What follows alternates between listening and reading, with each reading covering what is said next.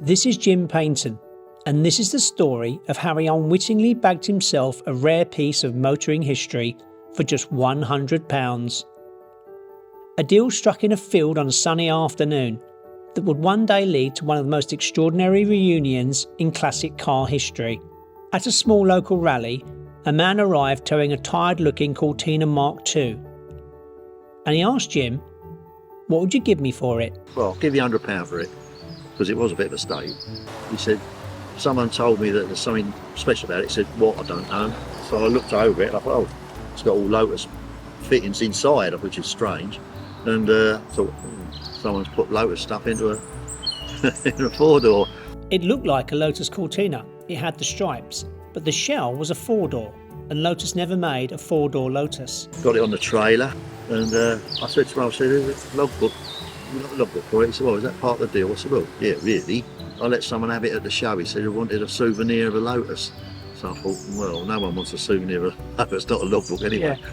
So, well, I got it home and noticed he removed all the number plates. I thought, oh, but as luck would have it, he left the tax disc in the window with the registration. So consequently, got straight on DVLA, got the logbook for it, and that, which was fine.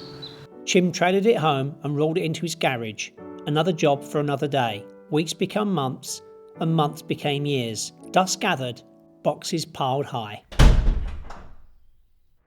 Left it for 2 or 3 years in the lockup, didn't do anything with it. Right. And then pulled it out, thought I'll start stripping that down, and started taking all the bits out of it. Sold the clocks, sold the seats, took the carpets out, thought, hold on a minute. There's all the fitments for a split prop. A split prop only went on a Lotus, nothing else. Looking under the bonnet, clearing all the leaves away, and there was the hole for the cable for the accelerator for a twin cam. So I thought, oh well, that's it. So stop everything, push it back in the garage, and make a few inquiries. Because only one kind of Cortina ever left the factory like that.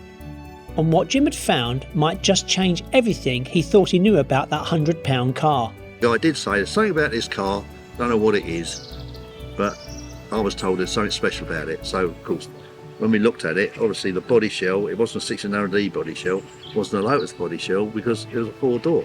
My mate had a book from the Lotus Cortina register, and it had a list of the vehicles that were like members. And one of them in there was the next registration to this, and it was down as a four-door Lotus Cortina. Anyone you'd ever speak to would say, "Never made them, mate, never made them." Well, look at the registration, that's a Cambridgeshire registration. So I did know more. I thought, well, right, what I'll do, I'll ring Cambridgeshire Police. So I spoke to them. I said, they put me through to John Robinson, who was like the head of the garage. Yeah.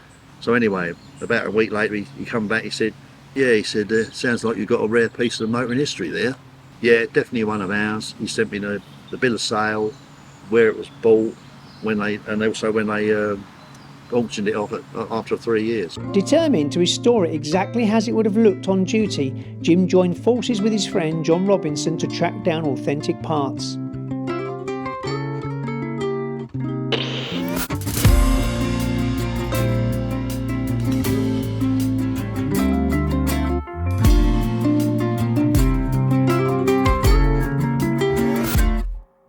Because obviously when you bought the car, it didn't have the Lotus engine, so you had to get a Lotus engine. How did you do that? Yeah, well at the time there weren't that many Lotus engines being sold as a lump, like a piece. So I did no more. I bought another two-door Lotus as a dump. Had to get another car, right? Yeah, so I bought another one and removed all the bits that I'd lost off of this one that I'd sold on. Yeah, they do like to be driven. You know, they're not for pussyfooting around. Okay. You know. Yeah. No, I quite like it. You know, if you want a bit of power, it's there. You know, it really is there. Yeah, yeah. But it's not as refined as the Crossflow. You yourself used to work on the production of the Cortina, is that right? Yeah, I did. Yeah. I was there from '66 to '69. Right. Okay. Yeah, started on the series like Mark 1, right at the end of the Mark 1. Yeah. And then when the Mark 2 came, then I was there for that. When the restoration was finished, Jim contacted the man who'd sold him the car to share what he'd found. The seller was astonished and admitted something remarkable. He'd never actually sold the car on paper. He'd kept the original 1970 VE60 registration book just in case Jim had decided to scrap it. A few days later, it arrived in the post, the final missing piece of the puzzle. Or was it?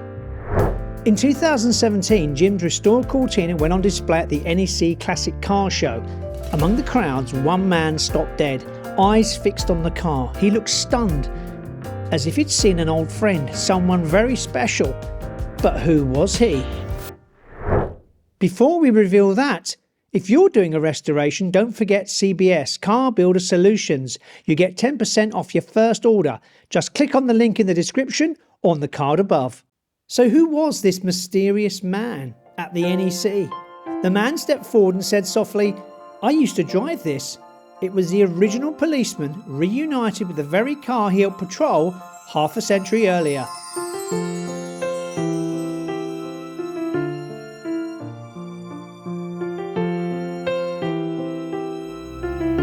From a £100 gamble to a priceless reunion, this Cortina's journey proves that sometimes the rarest classics are the ones that almost got away. Don't forget to subscribe so you never miss an episode of Classic Car Stories. But don't park up just yet. Drive straight into the next story, because every classic has a story to tell.